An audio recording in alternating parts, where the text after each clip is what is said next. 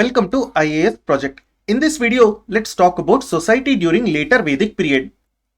One important development that happened during later Vedic period was the institution of Gotra appeared. We have briefly talked about Gotra in our early Vedic lectures. The literal meaning of Gotra is cowpen. You can see the word go here, which simply means cow. And cowpen is nothing but the area or the place where the cattle of the whole clan are kept. So this is the literal meaning of Gotra. But gradually the meaning of Gotra has changed. So in the later Vedic society, Gotra actually came to mean a common ancestor, or let's say the name of a common ancestor. We must also note that the concept of Gotra has been discussed in Atharva Veda. This type of question can be asked in prelims exam. So during Vedic period, there were Munis and Rishis. For example, Kashyapa, Vashishta, Bhrigu, Gautama, Vishwamitra, Agastya and many others. So the Gotras have been named after these Rishis and Munis. For example, Kashyapa Gotra, Vashishta Gotra and so on. So all these people were considered as the common ancestors of the people who were having the same Gotra.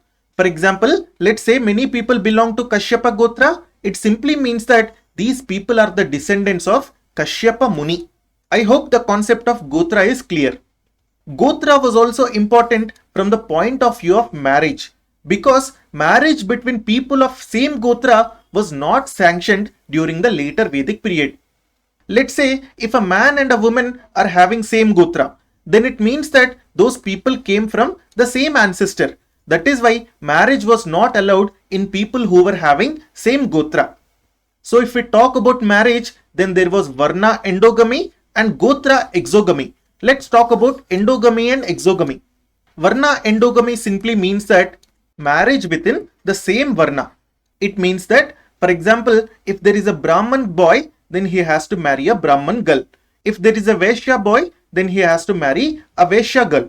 This is the meaning of Varna endogamy. Gotra exogamy means that marriage should happen between people of different Gotras, not of same Gotra. So this is the meaning of Gotra exogamy. So endogamy means marriage within the same group, whereas exogamy means marriage outside the same group. So this was the practice for marriages during later Vedic period. These practices are also followed by many conservative Hindus even today.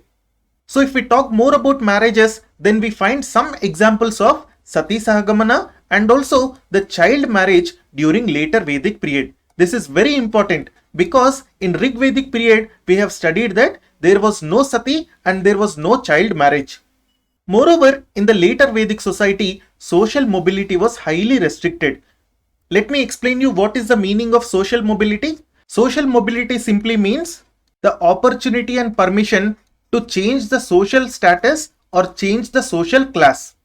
So this is not the definition. I am writing this only to explain it to you. So what happens is, for example, let's say there is a Vaishya. If he wants to become a Kshatriya, then if the society allows and gives an opportunity for him to become Kshatriya, then we say that social mobility is possible in such kind of society.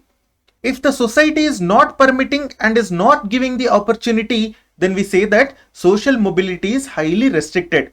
Social mobility is not only about mobility within the Varna system. It can be related to any social class. Previously, I told you an example of rickshaw puller. Let's say if the children of that rickshaw puller want to study and become a doctor or lawyer, if the society permits such kind of mobility, then we say social mobility exists in that kind of society. If the conditions in the society do not allow such kind of mobility, then we say social mobility is highly restricted. Whenever we talk about social mobility, we have to understand and correlate it with equality of opportunity. So in any society, if there is equality of opportunity, then social mobility would be possible. If equality of opportunity is not there, then social mobility would not be possible. Anyway, this is not related to history. It is mainly related to Indian society. So during later Vedic period, social mobility was highly restricted. And the later Vedic society was mainly based on Varna Ashrama Dharma, or we can say Varna Ashrama Vyavastha. So what exactly is Varna Ashrama Dharma? We already talked about Varna system, where the society was divided into 4 Varnas. We have briefly talked about Ashrama system also. there are 4 ashramas basically: Brahmacharya, Grihastha, Vanaprastha and Sanyasa. We will talk more about this in this lecture. But what Varna Ashrama Dharma mainly means is, it is the dharma or it is the duty of a person to uphold the Varna Ashrama system within the society. Alright, let's talk about Ashrama system in later Vedic period. Ashrama system simply means 4 stages of life.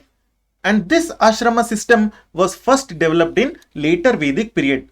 However, we must also note that it was not perfectly established during Vedic period. So the idea of Ashrama system came from later Vedic period, but it was well established only during the later times. The source of Ashrama system is mainly the Jabala Upanishad. Please note this kind of question can be asked in prelims exam. So if we talk about 4 ashramas or the 4 stages of life in Hinduism, then we have Brahmacharya, Grihastha, Vanaprastha and Sanyasa. So in all these 4 stages of life, a person has to give importance to different aspects of dharma. When we discuss religion, we will talk about what is called as Purushartha. Purushartha simply means that there are 4 duties of person in Hinduism. The first duty is uphold the dharma. And the remaining 3 duties are Artha, Kama and Moksha. We will talk about this when we discuss religion in later Vedic period. Anyway, during Brahmacharya, the duty of a person is to get education. And once the person completes his education, then he goes into the next stage of life, which is called as Grihastha. Grihastha is basically household duty. During household duty or Grihastha, a person has to focus on Artha and Kama. The next stage of life is Vanaprastha. Vanaprastha simply means partial retirement. It is not a complete retirement. It is only partial retirement. So the person is still attached to society. He has to seek Artha, Kama as well as Moksha. But the importance should be towards Moksha rather than Artha and Kama. The last stage of life is Sanyasa. Sanyasa simply means complete retirement from the world. During the Sanyasa stage, he has to focus solely on the moksha. So these 4 are nothing but the 4 stages of life that are described in Hinduism and the Hindu literature. So depending on the stage of life, a person has to focus on different aspect of life. And the ultimate aim is nothing but moksha. So during the later Vedic period, Ashrama system first came about. However, Ashrama system did not properly develop in the later Vedic period. The proper development of these 4 ashramas only happened after the Vedic period ended. Moreover, in the later Vedic period, there were only 3 ashramas. They are nothing but Brahmacharya, Grihastha and Vanaprastha. These ashramas are mentioned in later Vedic period literature. However, Sanyasa as a separate stage or separate ashrama was not established in the later Vedic period. This is also very important. We will talk more about this when we discuss Buddhism and Jainism. Actually, what happened was, because of Buddhism and Jainism, there was a transformation and a change within Hinduism also. So after getting influenced by Buddhism and Jainism, Hinduism adopted the Sanyasa phase of life. We know that Sanyasa phase of life is the most important aspect of Buddhism and Jainism. We will talk more about this in Buddhism and Jainism lectures. Please like and subscribe. You can download this presentation from our Telegram channel. The name of the channel is IAS Project. The link for this channel has been given in the description section below. Thank you.